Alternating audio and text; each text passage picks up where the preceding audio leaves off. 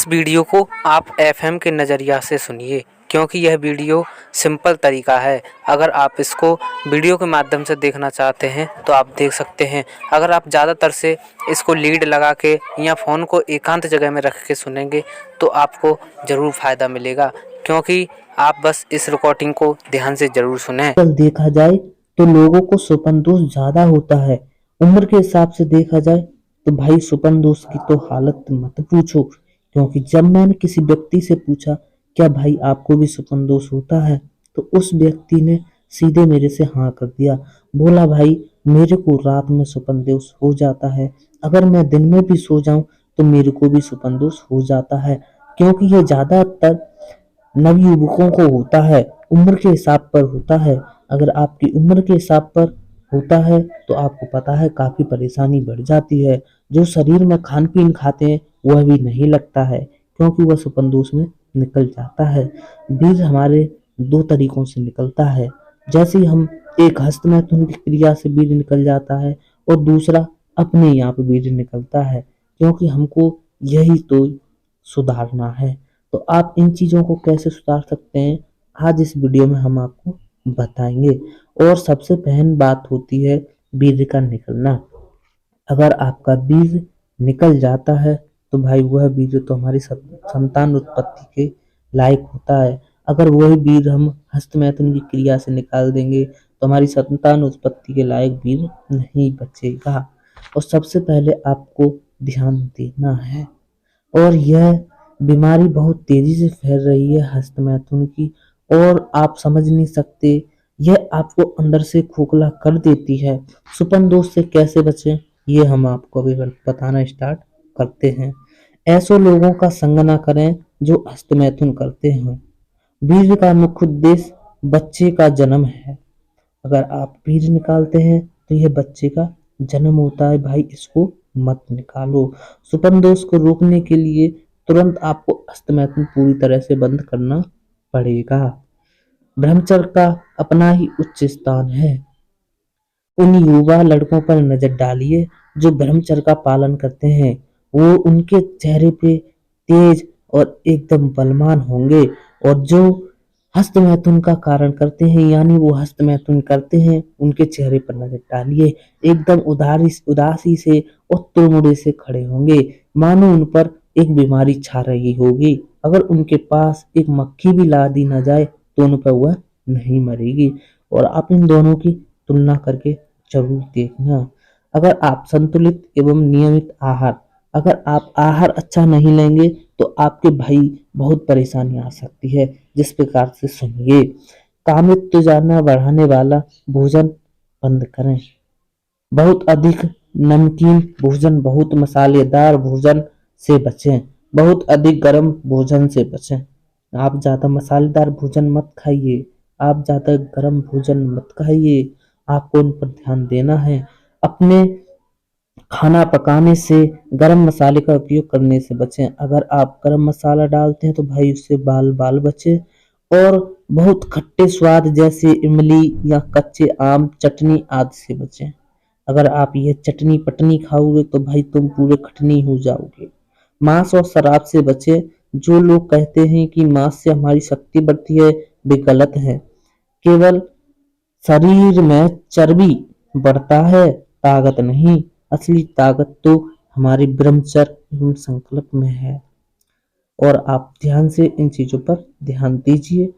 हस्तमैथुन कभी नहीं रोक पाएंगे जो लोग शराब पीते हैं। अगर जो शराब पिएंगे वो भाई हस्तमैथुन को कभी नहीं रोक पाएंगे। ध्यान से रहें। और आप खट्टी चीज बिल्कुल ना खाएं। अधिक तेलीय भोजन ना करें। प्याज लहसुन ना खाएं। पुराने बासी भोजन से परहेज करें। अगर आप बासी पुरानी भोजन खाओगे तो भाई आपकी बहुत परेशानी आ जाएगी। अधिक तेलीय भोजन ना करें, वो तो मैंने आपको ये बता दिया है। लेकिन खट्टे प्रकृति वाले फल ना खाएं। कोशिश करें शुद्ध सात्विक भोजन ही खाएं। घी, मक्खन, मूंग दाल, उबले आलू, केवल ताजा बना ही दही आदि खा सकते हैं। यहाँ तक कि कुछ फले, बादाम, अच्छा पका हुआ चावल, दाल आदि सब ठीक है। यह सात्विक शुद्ध भोजन बहुत अच्छा और स्वादिष्ट है। अपने स्वास्थ्य बेहतर बनाने के लिए अंगूर, संतरे, अनार फलों का सेवन किया जा सकता है।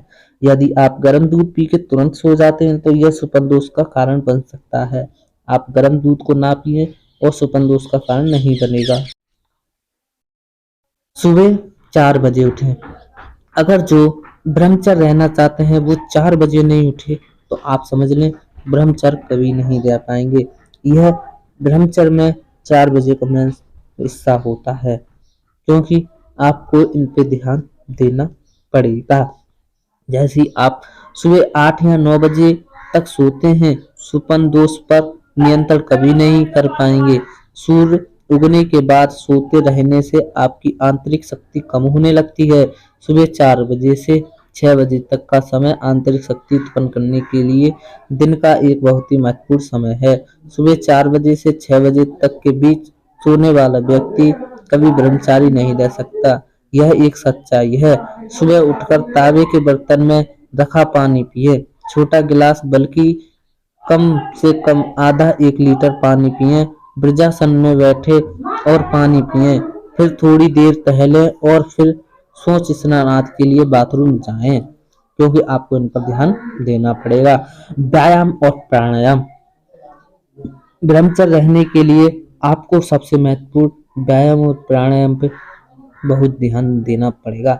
अगर आप यह नहीं करोगे तो ब्रह्मचर्य कभी रह नहीं पाओगे। अगर आप यह जरूर करें और सबसे महत्वपूर्ण अंग यही बन जाता है, क्योंकि आपको जब तक और आपको कितने टाइम करना है, ये 45 मिनट लगातार करें प्राणायाम। जो कपालभाति आपको आता है, अनुलोम विलोम जैसी बहुत प्राणायाम है, आपको पता है। आप यूट्यूब पर सर्च कर लीजिए कौन कौन से प्राणायाम करें। और आपको स्मार्टफोन इंटरनेट से बचना है। युवा द्वारा स्मार्टफोन का उपयोग गंदी फिल्में, पोर्न आदि देखने के लिए किया जाता है। हमारे शास्त्रों के अनुसार एक आध्यात्मिक साधक को पक्षियों और जानवरों के संभोग को देखने के लिए भी मना कर दिया गया है। यदि आप स्मार्टफोन के माध्यम से मानव यौन संबंध क्रिया देखते हैं तो आप ब्रह्मचर्य कैसे रह सकते हैं। भले ही आप कोई गंदी क्रिया ना करें, केवल ऐसी ही तस्वीरें देखने से काम वासना बढ़ेगी और वीर्य नाश हो जाएगा। इसलिए आपको स्मार्टफोन के इस्तेमाल से बचना चाहिए और साधारण सस्ते फोन का इस्तेमाल चाहिए। कम से कम 2-4 महीने ऐसा अनुशासन अपनाएं। एक बार जब आपका दिमाग नियंत्रण हो जाए तो आप महंगे फोन का उपयोग करना शुरू कर सकते हैं।